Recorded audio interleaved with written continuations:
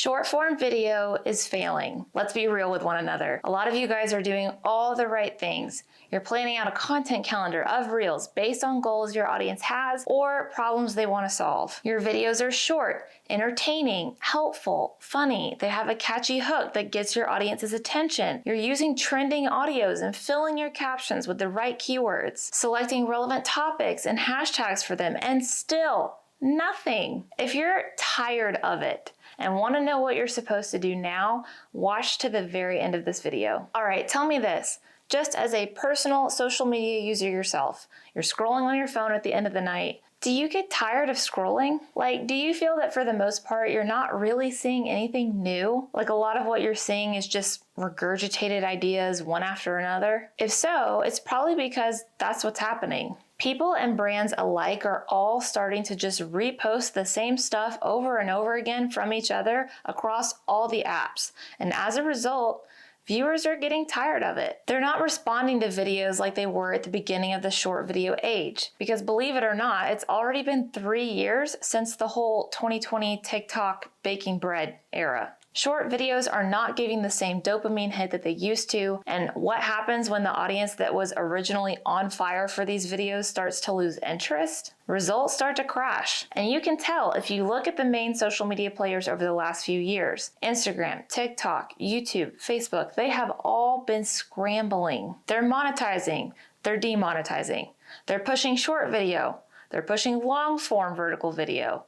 They're calling a 3-minute video a short video. PSA, that ain't short. I mean, they have been all over the place with short videos, and it's because short videos had an explosive start that is now flatlining or in some ways even declining. If you've experienced this firsthand and you're just tired, I mean tired, of dealing with it, you have 2 options. Number 1, you can hire a professional agency like Life to handle all of your social media for you so that you don't have to fuss with it, yet you can still reap the benefits of sales coming through. And if that's the route you want to go, you can fill out our contact form for a free custom marketing proposal and quote. I've linked it below. Or number 2, it's time to go back to, drum roll please, carousel posts. Yes, the swipeable carousel posts are actually starting to outperform video in some cases. Why? Well, for one thing, short video is starting to fall short, pun intended, for all the reasons we just talked about. So carousels don't really have to do much for short videos to fail all on their own. But more importantly, you can pack all the same value you would in a reel into a swipeable,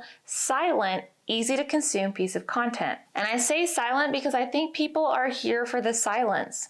We are bombarded with digital noise every day. Did you know 92% of individuals are viewing videos without sound anyway? 92%, y'all. You know why? Because they're tired of hearing it. They just rather read the subtitles or captions. So you can safely provide the same value that you were in Reels in a swipeable carousel post. Now let's quickly go over 3 things to keep in mind when creating carousels.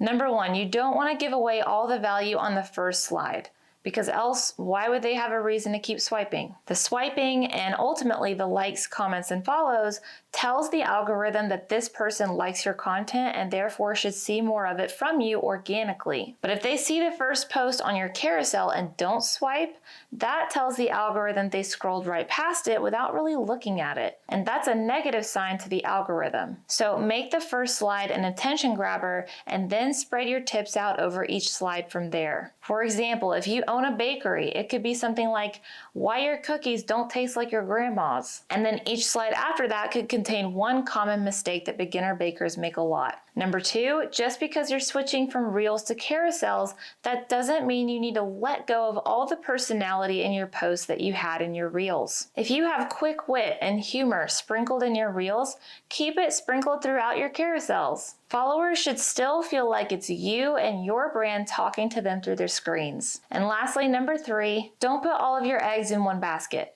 One marketing basket. Before you stop posting Reels altogether and go all in on carousels, you gotta figure out what works first. I would have a mix of Reels and carousels.